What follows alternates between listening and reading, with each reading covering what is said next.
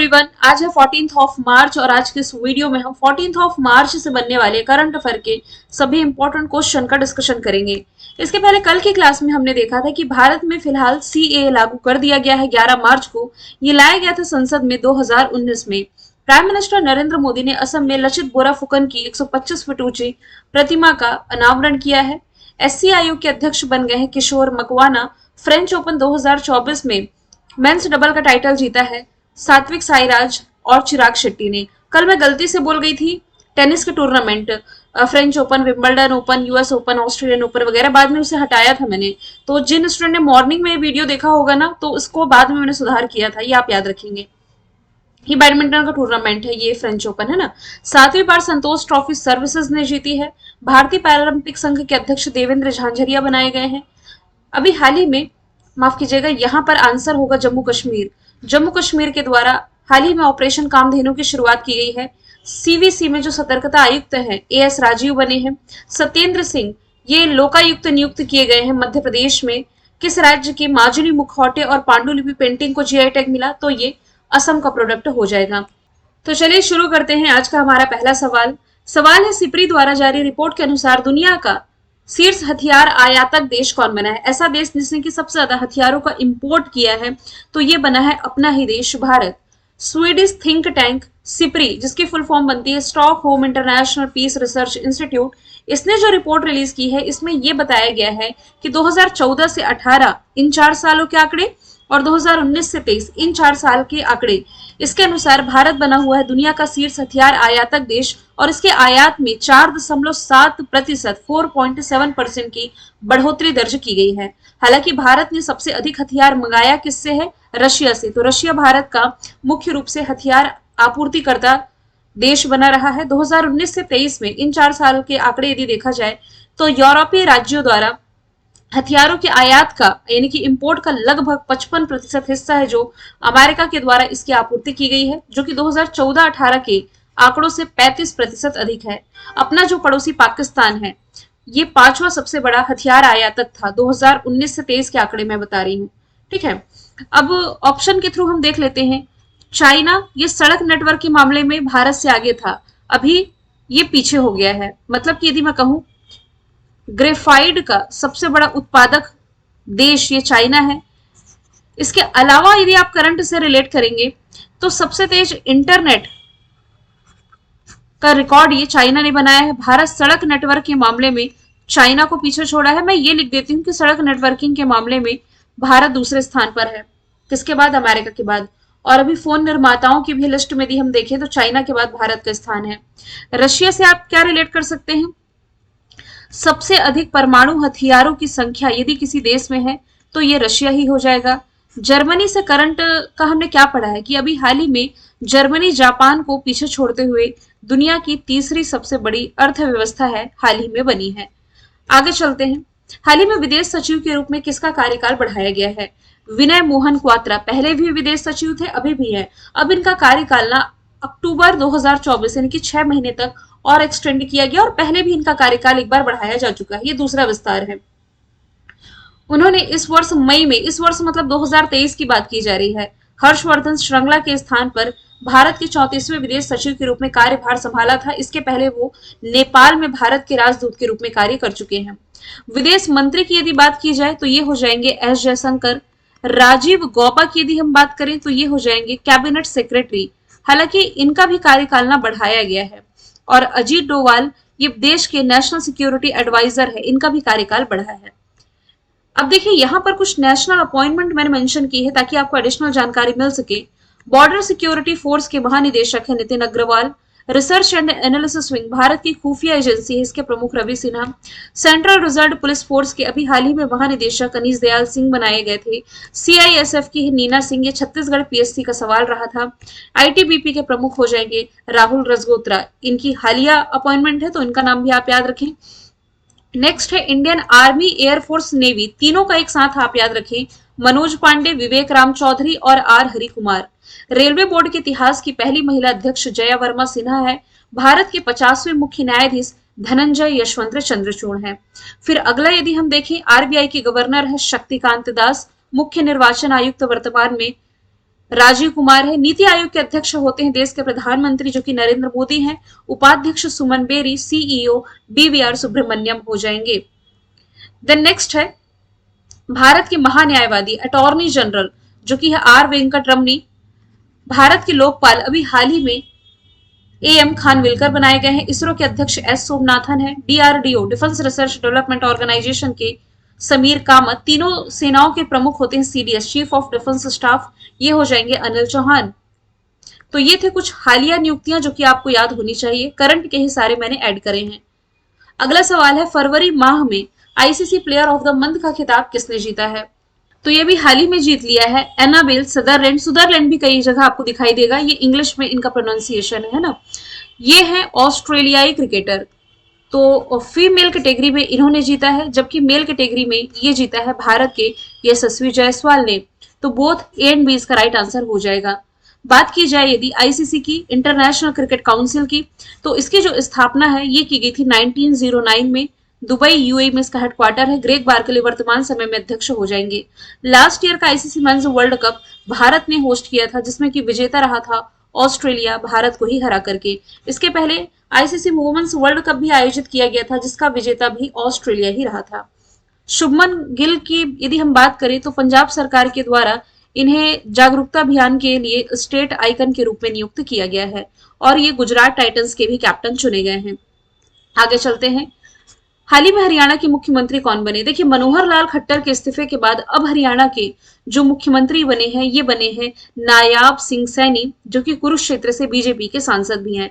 हरियाणा की यदि मैं बात करूं, राजधानी चंडीगढ़, मुख्यमंत्री तो बता ही दिया मैंने, राज्यपाल बंडारू दत्तात्रेय है। नेशनल पार्क में सुल्तानपुर और कलेसर आप रिलेट कर सकते हैं। करंट से यदि रिलेट करेंगे तो विजय हजारे ट्रॉफी का ये विजेता है। अंतरराष्ट्रीय गीता महोत्सव ये कुरुक्षेत्र हरियाणा में शुरू हुआ। बाकी भारत के बाहर यह आयोजित किया गया मार्च के महीने में श्रीलंका में। भारत की पहली हाइड्रोजन ट्रेन यहीं से चलाई जाएगी। उत्तर भारत का पहला परमाणु संयंत्र गुरुग्राम हरियाणा में, जहां पर इंटरनेशनल सोलर अलायंस का मुख्यालय है। 37वां सूरज कुंड मेला फरीदाबाद में।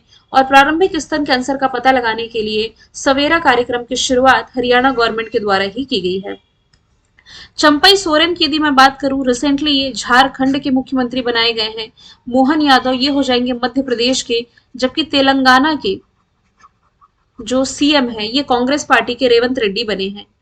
आगे चलते हैं। हाल ही में किस राज्य ने नींगल नालामा योजना की शुरुआत की है? इस योजना की शुरुआत तमिलनाडु गवर्नमेंट के द्वारा की गई है। नीलंगल नलमा यानी कि क्या आप ठीक हैं, ये योजना है। ये एक लाभार्थी आउटरीच कार्यक्रम है जिसका उद्देश्य है प्रमुख योजनाओं के क्रियान्वयन की समीक्षा करना और जनता की शिकायतों का समाधान करना। यदि सरकार कोई योजना ला रही है तमिलनाडु गवर्नमेंट, तो जनता की क्या प्रतिक्रिया है और जनता को इससे क्या शिकायत है, इन सभी चीजों की समीक्षा करने के लिए ये योजना लेकर के आई है तमिलनाडु गवर्नमेंट। तमिलनाडु की कैपिटल चेन्नई, मुख्यमंत्री एम.के. स्टालिन, राज्यपाल आर.एन. रवि है। ये लीड्स रैंकिंग में टॉप पर है। यहीं पर 6वें खेलो इंडिया यूथ गेम्स आयोजित किए गए, जिसका शुभंकर था वीरा मंगई। टॉप पर रहा था Maharashtra. Street child cricket world cup की मेजबानी चेन्नई में की।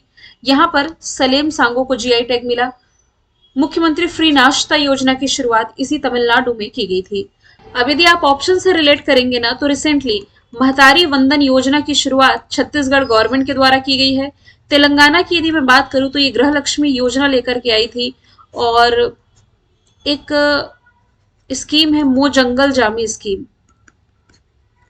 ये ओडिशा गवर्नमेंट की पहल रही थी।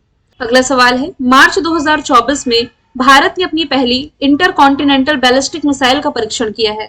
इंटरकॉन्टिनेंटल मतलब होता है कि एक महाद्वीप से दूसरे महाद्वीप में भेदी जा सकने वाली मिसाइल, जिसका परीक्षण किया है भारत ने। नाम पूछा जा रहा है अग्नि 5, इसका नाम हो जाएगा। अग्नि 5 यानी कि आप कह सकते हैं 5000 किलोमीटर से अधिक दूरी पर यह वॉर कर सकती है और ये MIRV टेक्नोलॉजी से लेस है।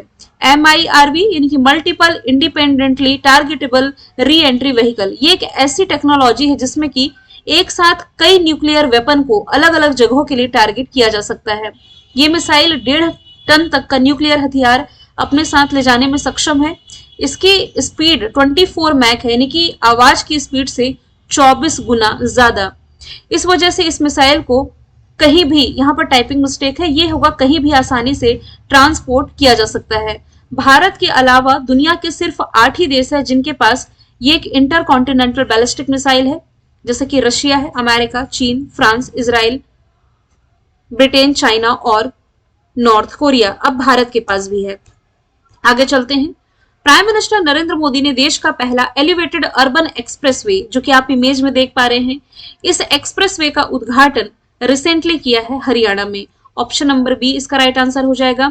11 मार्च को ये उद्घाटन किया गया। साथ ही 1 लाख करोड़ रुपए की 112 राष्ट्रीय राजमार्ग परियोजनाओं का भी उद्घाटन, ये शिलान्यास आप कह सकते हैं, प्राइम मिनिस्टर नरेंद्र मोदी ने किया। द्वारका एक्सप्रेसवे का निर्माण 4100 करोड़ में हुआ है। इस पर देश का पहला ऐसा एलिवेटेड अर्बन एक्सप्रेसवे है जो सिंगल पिलर पर 8 लेन रोड का है, जिसकी आप इमेज में देख पा रहे हैं। सिंगल पिलर पर 8 लेन रोड की ये व्यवस्था है और इसी का उद्घाटन अभी हाल ही में हरियाणा में किया गया है। 29 किलोमीटर लंबे द्वारका एक्सप्रेसवे पर 4 मल्टी लेवल इंटरचेंज हैं और इसकी कुछ खासियत मैंने लिखी है, जैसे कि इसमें टनल, अंडरपास, एलिवेटेड फ्लाईओवर और फ्लाईओवर के ऊपर भी फ्लाईओवर की व्यवस्था है। इस एक्सप्रेसवे में 2 लाख मीट्रिक टन स्टील का इस्तेमाल किया गया है और ये एक्सप्रेसवे दिल्ली से हरियाणा के गुरुग्राम को कनेक्ट करता है। अब हरियाणा की डिटेल ऑलरेडी हमने पढ़ रखी है, इसलिए यहां नहीं पढ़ेंगे।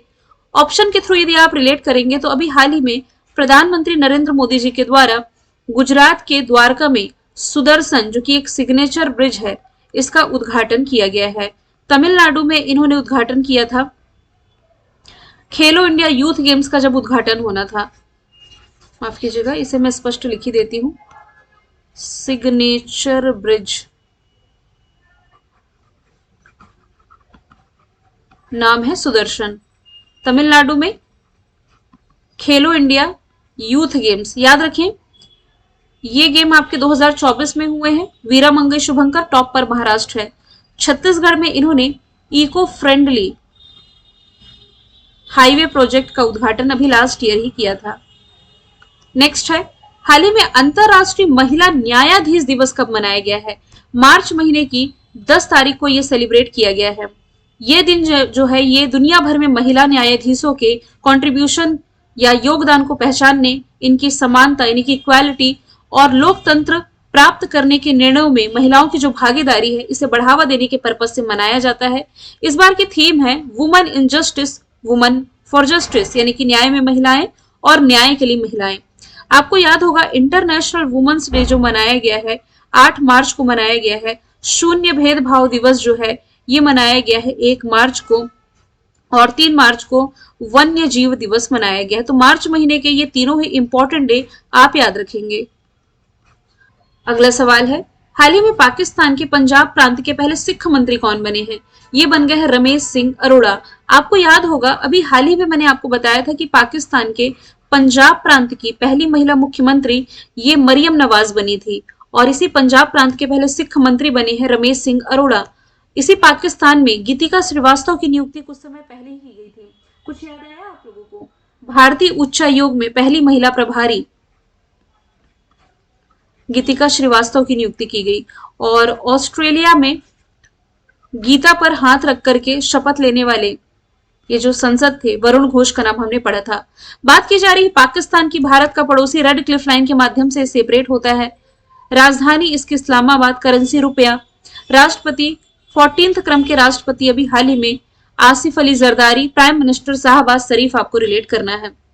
अभी रिसेंटली पाकिस्तान के द्वारा फतह मिसाइल का सफल परीक्षण है जो कि किया गया था। लास्ट का प्रश्न मैंने रिवीजन के लिए रखा है। 96 अकादमी जो ऑस्कर अवार्ड रहे हैं इसमें बेस्ट एक्टर का अवार्ड जीता है किलियन मर्फी ने 2023 के लिए। इसके पहले 2024 ही हम कहेंगे क्योंकि 10 मार्च को ये अवार्ड दिए गए हैं। 2024 के लिए ओपनहाइमर फिल्म के लिए किलियन मर्फी ने ये अवार्ड जीता है। इसके पहले 2023 में ब्रेंडन फ्रेजर ने जीता था।